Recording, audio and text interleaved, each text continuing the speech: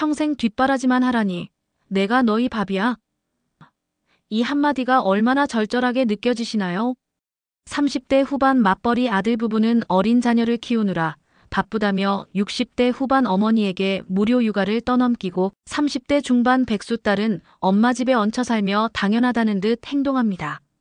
오늘 주인공 이순의 어머니는 69세입니다. 평생 성실하게 살아오시고 남편을 먼저 떠나보내고도 혼자 힘으로 자식들을 키우셨습니다. 그런데 이제 칠순을 앞둔 나이에도 여전히 자식들 뒷바라지를 하고 계십니다. 끝까지 함께 하신다면 이순의 어머니가 왜 결국 이제 너희 뒷바라지 안 한다라고 선언했는지, 그리고 진짜 효도가 무엇인지 깨닫게 되실 겁니다. 저는 올해 69세 이순애입니다. 남편은 10년 전에 세상을 떠났고 지금은 북엇국집을 운영하며 살아가고 있습니다. 남편이 세상을 떠난 후 처음 몇 년은 정말 힘들었습니다. 경제적으로도 너무나 막막했고 무엇보다 혼자라는 외로움이 정말 컸어요. 하지만 자식들이 있었고 내가 무너지면 안 된다라는 생각으로 다시 일어섰습니다. 오래전 남편이 살아계실 때 작은 철물점을 운영했습니다. 남편이 주로 일하고 저는 집안일과 육아를 병행했죠. 하지만 남편이 세상을 떠난 후 철물점은 문을 닫을 수밖에 없었습니다. 그때 제 나이가 59세였습니다. 이 나이에 새로운 일을 시작한다는 게 막막했지만 살아야 했습니다. 지인의 소개로 북엇국집 일을 배우기 시작했고 1년 후에 작은 가게를 인수해서 제 이름으로 운영하게 되었습니다. 순의 북엇국집은 새벽 5시에 문을 열어 오전 11시까지 영업합니다.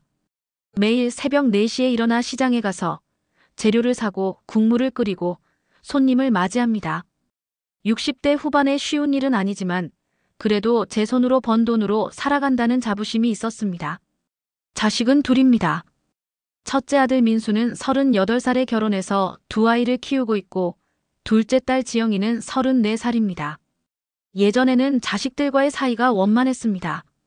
아들은 결혼 후 아내와 함께 독립해서 살았고 딸도 20대 중반부터 혼자 자취하며 직장 생활을 했습니다. 명절이나 생일 때 가끔 모여서 밥 먹고 안부 전화하고 그렇게 적당한 거리를 두고 지냈죠. 그런데 최근 몇 개월 사이 모든 것이 변했습니다. 딸 지영이가 다니던 회사를 그만두고 제 집으로 들어왔습니다. 처음에는 잠깐 쉬다가 다시 취업하겠지 생각했는데 벌써 6개월이 지났습니다. 매일 집에서 늦잠 자고 밥 차려주면 먹고 설거지는 하나도 안 하고 방에서 핸드폰만 들여다보고 있습니다. 더 큰 문제는 아들이었습니다. 얼마 전 아들 부부가 제가 사는 동네로 이사를 왔습니다. 어머니 가까이 살고 싶어서요라고 했을 때 저는 속으로 기뻤습니다. 효심이 있구나 생각했죠. 하지만 그게 아니었습니다. 이사 온 지 일주일도 안 돼서 며느리가 전화했습니다. 어머님, 저희 둘 다 직장 다니느라 애들 돌볼 사람이 없어서요. 어머님이 좀 봐주시면 안 될까요? 어차피 오전에 일 끝나시잖아요. 그 말을 듣는 순간, 아, 이래서 가까이 온 거구나 하고 깨달았습니다. 처음에는 일주일에 2~3번만 봐달라고 했습니다. 어머님, 오늘만 부탁드려요. 애들 어린이집 끝나는 시간에 제가 퇴근을 못해서요. 그렇게 시작된 육아는 점점 늘어났습니다. 일주일에 2~3번이 4~5번이 되더니 이제는 거의 매일입니다. 아침에 북엇국집 일을 마치고 집에 오면 오후 2시쯤 됩니다.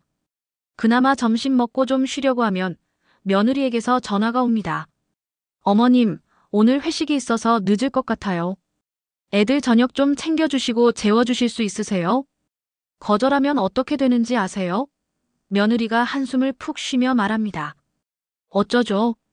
남편한테 전화해서 회식 빠지라고 해야 하나.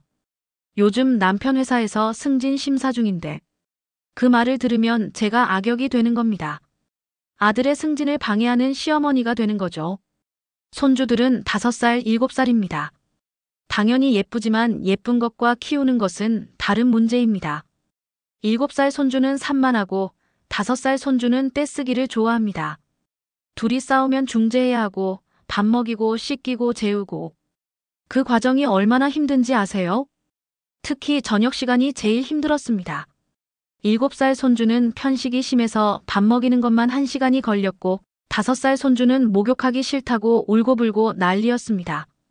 그 아이들을 달래고 재우고 나면 밤 9시가 훌쩍 넘었습니다. 저는 새벽 4시에 일어나 일을 하고 오후 2시쯤 집에 옵니다. 그러면 이미 몸이 녹초가 된 상태인데 그 상태에서 저녁 준비하고 아이들 숙제 봐주고 씻기고 재우고 그러면 제 하루는 끝이 났습니다. 어느 날은 너무 피곤해서 손주들 재우고 소파에 앉았다가 그대로 잠들어 버렸습니다. 그런데 밤 11시쯤 며느리가 아이들을 데리러 왔다가 저를 보더니 이렇게 말했습니다. 어머님, 애들이랑 거실에서 주무시면 애들 감기 걸려요. 방으로 들어가 주세요. 그 말에 화가 치밀었지만 그래, 손주들을 위해서라고 생각하며 꼭 참았습니다. 사실 며느리의 그런 말투는 처음이 아니었습니다. 제가 손주들한테 과자를 주면 어머님, 저희는 애들한테 간식 안 줘요라고 했고 제가 TV를 틀어주면 어머님, 애들 눈 나빠져요라고 했습니다. 정작 자기들이 데리고 있을 때는 핸드폰을 보여주고 과자도 주면서 말이죠. 제가 돌볼 때만 이것저것 제한을 두니 손주들도 제게 할머니는 재미없어라고 했습니다. 아들과 며느리는 제가 손주들을 돌봐주는 것을 당연하게 생각했습니다. 고맙다는 말 한마디 없이 그저 어머님, 내일도 부탁드려요라는 말만 반복했습니다. 집에 오면 딸 지영이가 있습니다. 하지만 집안일을 돕는 것도 아니고 그저 자기 방에 박혀 있거나 거실에서 TV를 보고 있습니다. 어느 날 제가 퇴근하고 집에 왔는데 식탁 위에 아침에 먹은 그릇들이 그대로 놓여 있었습니다. 지영아, 먹은 그릇 좀 설거지해 놓으라고 했잖아. 아니면 최소한 싱크대에라도 넣어놔야지. 그러자 딸이 방에서 어슬렁거리며 나왔습니다. 머리는 산발이고 후줄근한 차림새는 도저히 30대 미혼 여성이라고 볼 수 없었습니다. 깜빡했어. 미안, 행동은 바뀌지 않았습니다. 다음 날도 그 다음 날도 똑같았습니다. 지영아, 너 오늘 어디 안 나가니? 새 직장 구한다더니. 오늘 안 나가. 내일은 약속 있어. 매일 이런 식이었고 취업 준비를 하는 것 같지도 않았습니다. 온종일 핸드폰만 보고 늦잠 자고 밥 먹고. 어느 날 제가 참다 못해 물었습니다. 너 정말 취업할 생각이 있는 거니? 그냥 집에서 쉬고 싶은 거야? 엄마, 요즘 취업이 얼마나 어려운데. 조금만 기다려줘. 6개월이 조금이니? 그동안 면접이라도 본 적 있어? 있어. 딸의 대답이 확신 없이 들렸습니다. 저는 한숨을 쉬었습니다. 엄마가 너 먹여 살릴 수는 있어. 하지만 그게 너한테 좋은 건 아니야. 34살이면 결혼도 생각해야 할 나이 아니니? 요즘 세상에 누가 결혼해? 나는 내 인생 살 거야. 그렇게 말하면서도 정작 자기 인생을 사는 것 같지는 않았습니다. 그저 엄마 집에 기생하며 편하게 지내는 것뿐이었죠. 엄마, 오늘 저녁 뭐야? 고기 먹고 싶은데. 제가 퇴근길에 정육점에 들러 고기를 사왔습니다. 딸이 점심때 문자로 엄마 오늘 저녁에 고기 먹고 싶어라고 보냈거든요. 고기네. 역시 우리 엄마야. 내가 어깨 안마해줄게. 제 뒤에 서서 어깨를 주무르는 딸을 보며 저는 씁쓸하게 웃었습니다. 고기 사올 때만 착한 척하는 딸이 야속했습니다. 근데 오빠네 여기로 이사 온다는 거 정말이야? 응, 그런다더라. 왜 와? 글쎄, 가까이 살고 싶다고 하던데. 딸은 고개를 갸우뚱하더니 이렇게 말했습니다. 어차피 엄마한테 애들 맡길 생각이겠지. 새언니 생각이 뻔해. 그 말을 듣는 순간 저는 가슴이 철렁했습니다. 딸도 알고 있었던 겁니다. 오빠 부부가 엄마를 무료 육아 도우미로 쓰려고 가까이 이사 온 거라는 걸. 그래도 오빠가 효자잖아. 엄마 가까이 있고 싶어서 온 것도 있을 거야.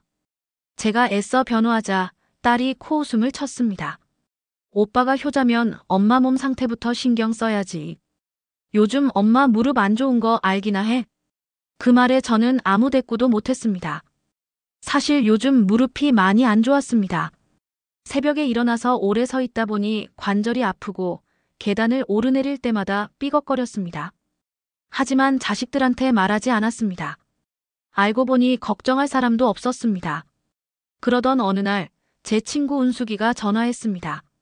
순애야, 다음 달에 우리 중국 베이징으로 여행 가자. 3박 4일로.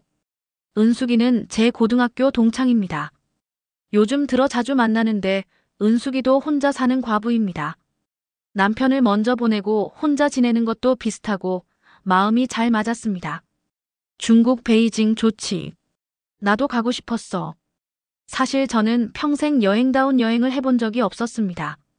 젊었을 때는 애들 키우느라 바빴고 남편이 살아있을 때는 경제적으로 여유가 없었습니다. 남편이 세상을 떠난 후에는 슬픔과 생활고로 여행은 생각조차 할 수 없었죠. 그런데 이제는 조금 여유가 생겼습니다. 북엇국집이 잘 되어서 경제적으로도 안정되었고 건강도 그럭저럭 괜찮았습니다. 이제 69세가 되어서야 제 인생을 생각하게 된 겁니다. 늦었지만 아직 건강할 때 하고 싶은 걸 해야겠다는 생각이 들었습니다. 저는 설렘 반 기대 반으로 중국 베이징 여행 계획을 세웠습니다. 인터넷으로 숙소도 알아보고 가볼 만한 곳도 찾아봤습니다. 만리장성, 자금성, 천안문광장. 가슴이 두근거렸습니다. 그런데 문제가 생겼습니다. 여행 날짜가 다음 달 12일부터 15일까지였는데 마침 그때 아들 부부가 회사 워크숍이 있다는 겁니다.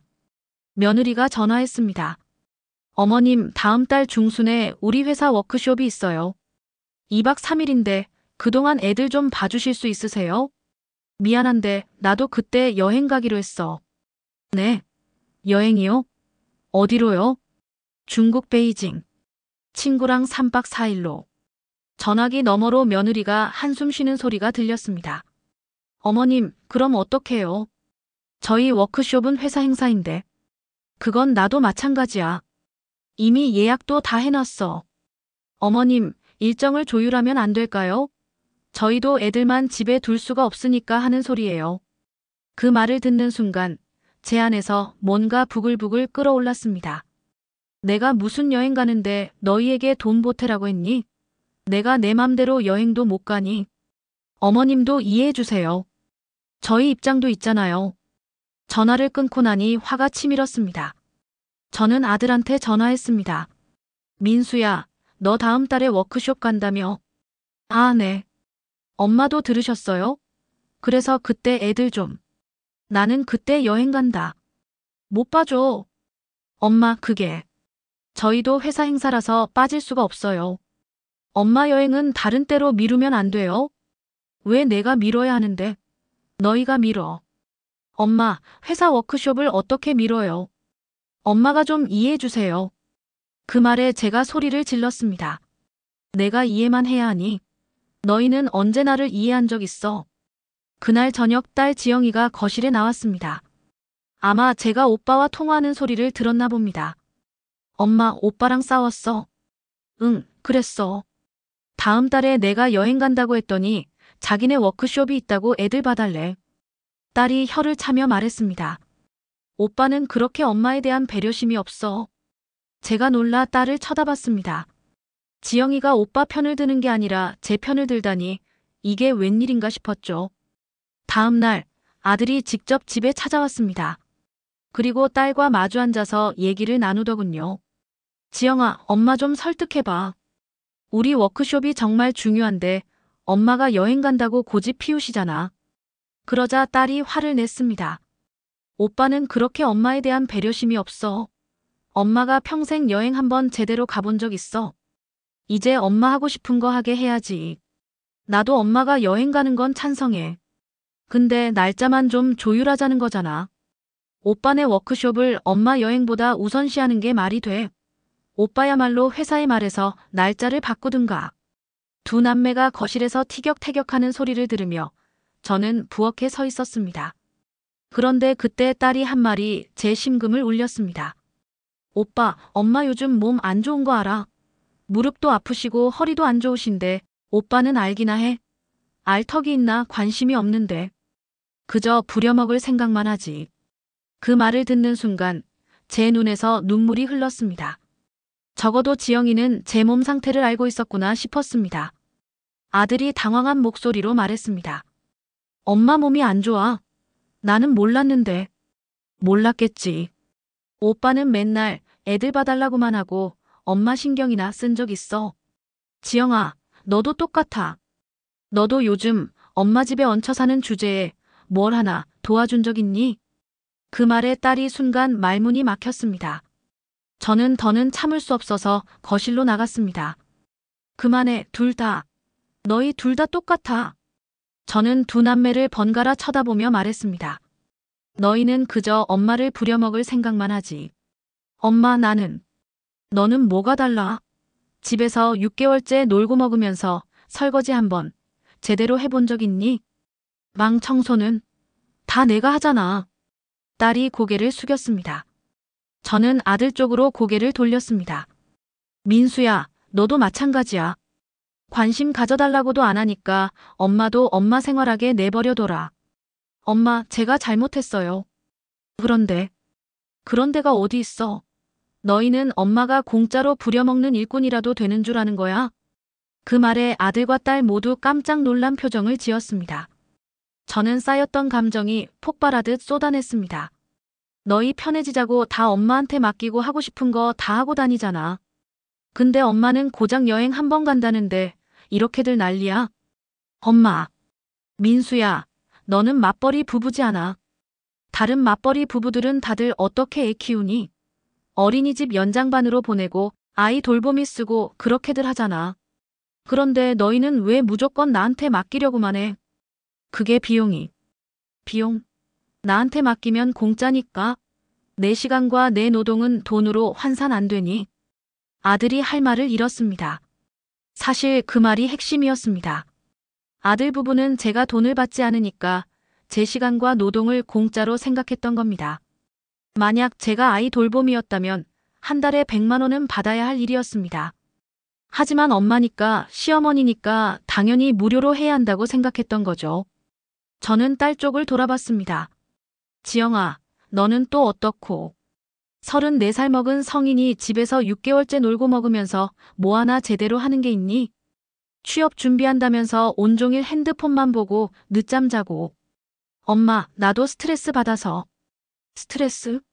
엄마는 새벽 4시에 일어나서 밤까지 일하는데 스트레스 안 받을 것 같아? 두 남매가 아무 말도 못하고 고개를 숙이고 있었습니다. 저는 한숨을 크게 쉬고 말했습니다. 이제 너희 뒷바라지 안 해. 다 큰 자식 뒷바라지 하느라 이 나이에도 허리가 휜다. 그런다고 너희가 알아주는 것도 아니고. 엄마, 저희가 잘못했어요. 잘못한 게 아니라 애초에 생각이 없었던 거지. 너희는 엄마를 사람으로 본 게 아니라 그냥 편리한 도구로 봤어. 그 말이 끝나자마자 거실이 조용해졌습니다. 딸은 눈물을 흘리고 있었고 아들은 창백한 얼굴로 서 있었습니다.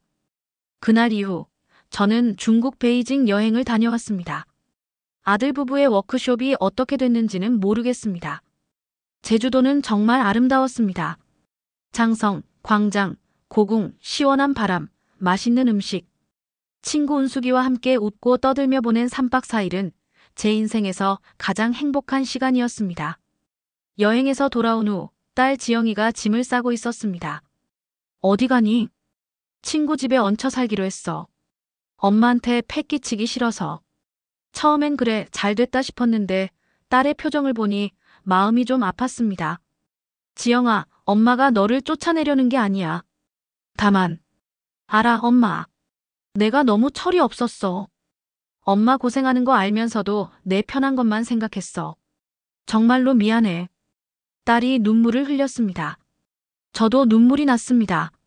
엄마도 미안해. 너무 화를 낸 것 같아서. 아니야, 엄마. 엄마가 화낼만 했어. 나 이제 제대로 취업 준비할게. 그리고 독립할게. 딸을 안아주며 저는 생각했습니다. 이게 진짜 사랑이구나. 서로 의지하되 부담 주지 않는 것. 아들도 달라졌습니다. 다음 날 아들이 전화했습니다. 엄마, 저 아이 돌보미를 알아봤어요. 그리고 어린이집 연장반도 신청했고요. 이제 엄마한테 애들 맡기지 않을게요. 그래, 그게 맞는 거야. 엄마, 죄송해요. 제가 너무 당연하게 생각했어요. 엄마도 엄마 인생이 있는 건데. 알면 됐어. 그리고 민수야, 가끔 엄마 안부나 물어봐. 손주 얼굴 보고 싶을 때도 있으니까. 네, 엄마 그럴게요. 앞으로는 제가 엄마 챙길게요. 진짜로요. 전화를 끊고 나니 마음이 한결 가벼워졌습니다. 며칠 후 딸에게서 문자가 왔습니다. 엄마, 나 작은 회사지만 취업했어. 다음 주부터 출근해. 그리고 원룸도 구했어. 이번엔 진짜 독립할게. 그 문자를 보며 저는 웃음이 났습니다. 아, 이제야 애들이 철이 드는구나. 어느 날 저녁 혼자 집에 앉아 있는데 초인종이 울렸습니다. 문을 열어보니 아들과 며느리, 그리고 손주들이 서 있었습니다. 엄마, 저녁 드셨어요? 저희가 치킨 사왔어요. 같이 드세요. 어머님, 그동안 정말 감사했어요. 그리고 죄송했어요. 며느리가 진심 어린 눈빛으로 말했습니다. 저는 손주들을 안아주며 말했습니다. 들어와. 같이 먹자. 그날 저녁 우리 가족은 오랜만에 웃으며 시간을 보냈습니다. 손주들이 할머니 사랑해요라고 말할 때 제 눈에서 또 눈물이 흘렀습니다. 기쁨의 눈물이었습니다. 저는 깨달았습니다. 진짜 효도는 부모를 부려먹는 게 아니라 부모를 존중하고 부모의 삶을 인정해주는 거라는 것을 말이에요. 부모도 자식에게 무한정 희생할 필요는 없다는 것을 말이에요. 적당한 선을 긋고 내 삶을 사는 것도 중요하다는 것을 말이에요. 이제 저는 주말마다 친구들과 등산하러 갑니다. 한 달에 한 번은 문화센터에서 서예 수업도 듣습니다. 다음 달에는 친구들과 부산 여행을 갈 예정입니다. 자식들은 이제 제게 무리한 부탁을 하지 않습니다. 대신 가끔 전화해서 엄마 건강하세요? 오늘 날씨 좋던데 산책 다녀오세요 라고 말합니다. 그게 바로 제가 원했던 관계였습니다. 서로 사랑하되 부담 주지 않고 서로 돕되 당연하게 생각하지 않는 관계. 나이 들었다고 부모라고 자식들의 무료 일꾼이 되어서는 안 됩니다. 우리에게도 우리의 삶이 있고 우리의 행복이 있습니다. 그것을 자식들에게 알려주는 것. 그것이 진짜 부모의 역할이 아닐까요? 여러분, 오늘 이순의 어머니의 이야기를 들으시며 어떤 생각이 드셨나요? 혹시 여러분도 비슷한 상황을 겪고 계시진 않으신가요? 자식들이 당연하게 여러분의 시간과 노동을 요구하고 여러분은 그저 참고만 있진 않으신가요? 기억하세요. 여러분은 자식들의 일꾼이 아닙니다. 여러분도 당당히 여러분의 삶을 살 권리가 있습니다. 자식을 사랑하는 마음은 당연하지만 사랑과 희생은 다릅니다. 무한정 희생하는 것이 사랑이 아닙니다. 적당한 선을 긋고 이건 안 된다라고 말할 수 있어야 합니다. 그래야 자식들도 부모를 존중하는 법을 배웁니다. 이순의 어머니는 용기 있게 이제 너희 뒷바라지 안 한다라고 선언하셨습니다. 그 선언 이후 오히려 자식들과의 관계가 더 건강해졌습니다. 여러분도 할 수 있습니다. 당당하게 여러분의 삶을 사세요. 여러분의 행복을 찾으세요. 시니어 행복 충전소는 여러분의 행복과 존엄을 언제나 응원합니다. 오늘 이야기가 여러분에게 용기가 되었기를 바랍니다. 구독과 좋아요, 알림 설정 잊지 마세요. 여러분 모두 건강하시고 행복하세요. 감사합니다.